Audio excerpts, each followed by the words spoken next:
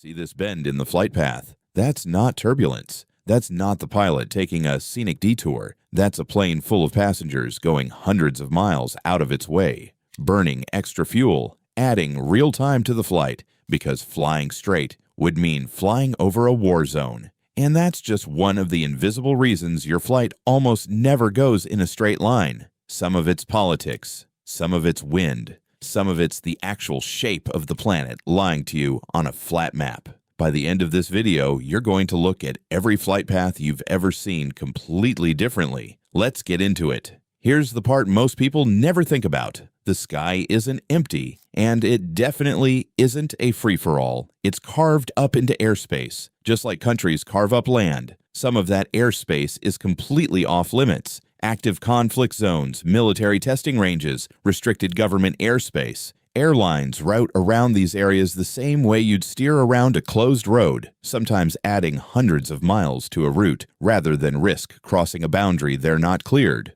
or don't want, to cross.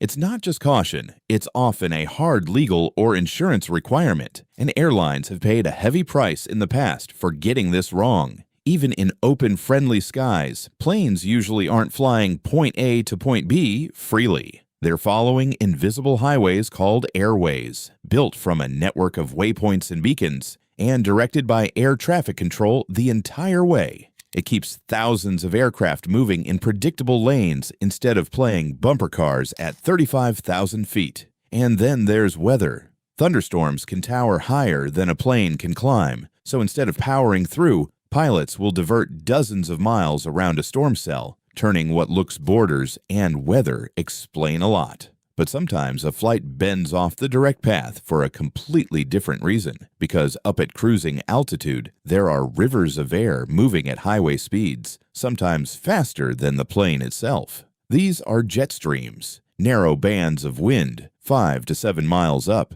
that can blow over 150 miles an hour. They shift, they meander, they change with the seasons, and pilots chase them, or dodge them, depending on which way they're headed. Fly with a strong tailwind in the jet stream, and you can shave 30 to 60 minutes off a transatlantic flight, burning less fuel in the process. Fly against it, and airlines will deliberately steer the plane off the direct route to slip around the worst of the headwind, even if the detour adds a few miles. So, a flight path bending north or south isn't the pilot being lazy. It's a trade-off, a few extra miles on the map to save real minutes and real fuel in the air. Here's the one that breaks people's brains a little. Sometimes a flight path looks like a massive, pointless curve, and it's actually the shortest possible way there. The straight line you're picturing was never actually the short way. We live on a sphere, but almost every map we look at, phone apps,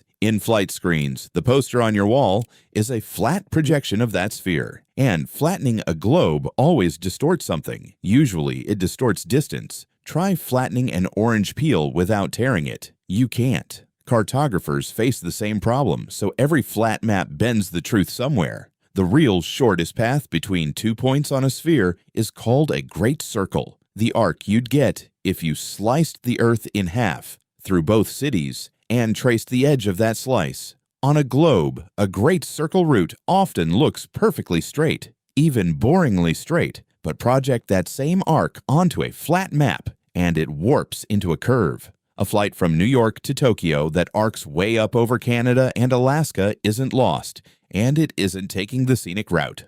On a globe, that curve is the shortcut. So next time you glance at that flight map and think, why is this plane going the wrong way? Remember, it's usually one of 4 things: the borders and corridors of the sky, just as real as the ones on land, sometimes drawn by conflict, not geography. The jet streams, rivers of wind worth chasing or avoiding. The shape of the Earth itself, which makes curves the real shortcuts.